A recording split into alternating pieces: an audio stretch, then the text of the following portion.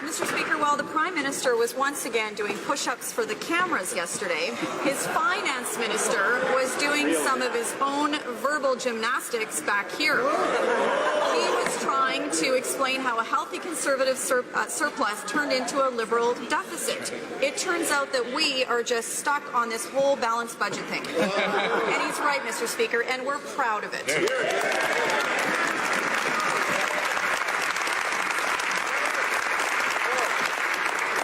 My question to the Prime Minister is simple. Is he actually ever planning to balance the budget? Prime Minister.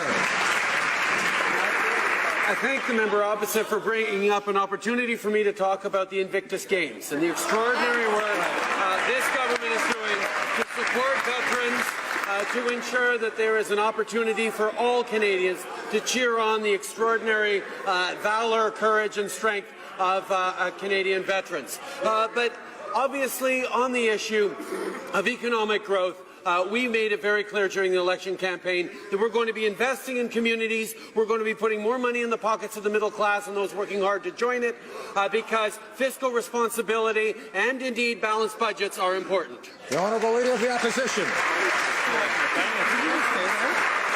Well, Mr. Speaker, we've all heard of March Madness. Here's what the Liberals did in March by their own budget numbers. They took the $7.5 billion surplus we left them, spent every dime of it, and then spent another $5 billion on top of that in 1 month. It's reckless, it's irresponsible, and every Canadian is going to have to pay it back. Does the Prime Minister understand that it's actually not his money to spend? It belongs to hard-working Canadians. Prime Minister. Is it reckless and irresponsible to be lowering taxes for the middle class while raising them on the wealthiest 1%? Is it reckless and irresponsible to be giving a Canada Child benefit that's more generous to 9 out of 10 Canadian families by doing more for the families who need it and less for the families who don't?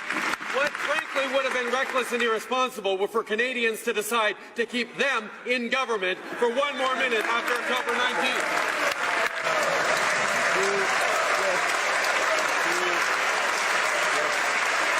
Honourable Leader of the Opposition.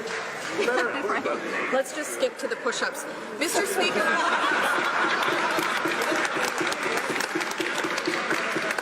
Mr. Speaker, it's actually the job of the Prime Minister to at least try and keep spending under control. And the facts are clear. The Parliamentary Budget Officer and the Finance Department agree. Conservatives left this government a healthy surplus, and the Liberals have blown it.